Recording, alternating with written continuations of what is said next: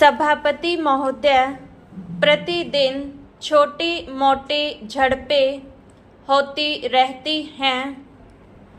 हमारी फौजें बड़े उत्साह से उनके मुकाबले में खड़ी हैं। उनके हौसले बहुत ऊंचे हैं, लेकिन हमारी सरकार का भी यह कर्तव्य है कि उनके हौसले को कभी गिरने न दें।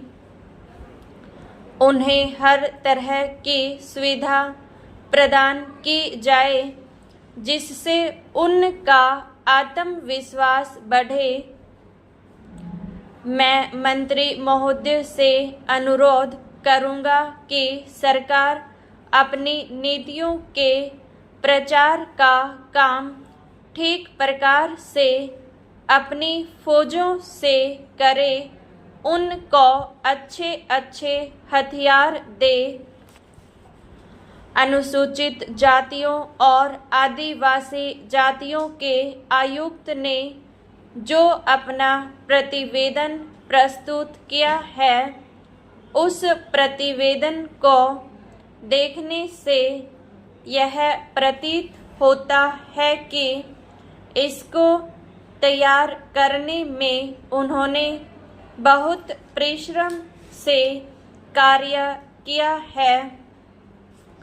इसके लिए मैं उनको और उनके सहयोगियों को धन्यवाद देता हूँ, परंतु साथ ही साथ इस प्रतिवेदन के संबंध में कुछ आवश्यक निवेदन भी करना चाहता हूँ।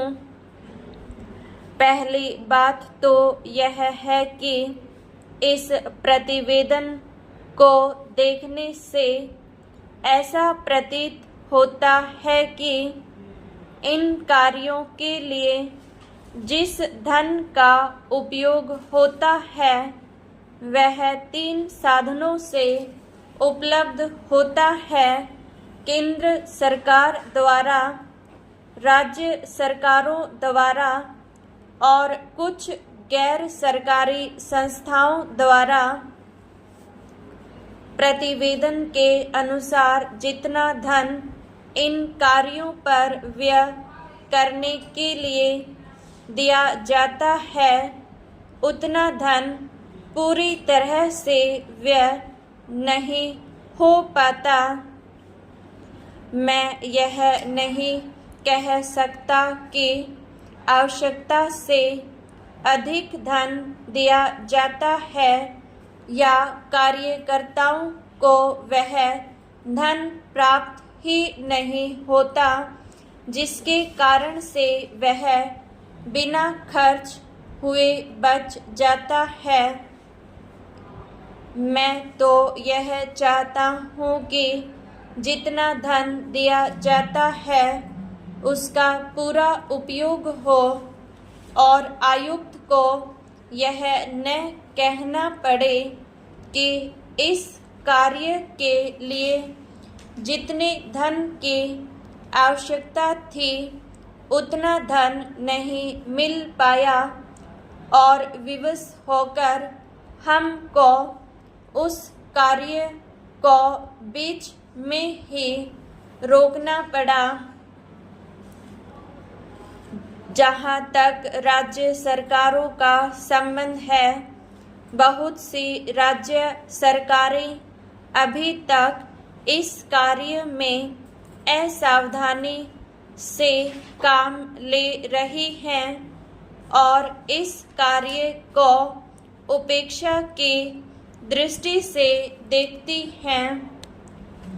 आयुक्त ने इस बात की शिकायत की है कि बहुत सी राज्य सरकारों ने अनेक पत्र भेजने के बाद भी अभी तक अपनी रिपोर्ट नहीं भेजी है। मैं चाहता हूँ कि सरकार इस तरफ निष्ठापूर्वक ध्यान दे।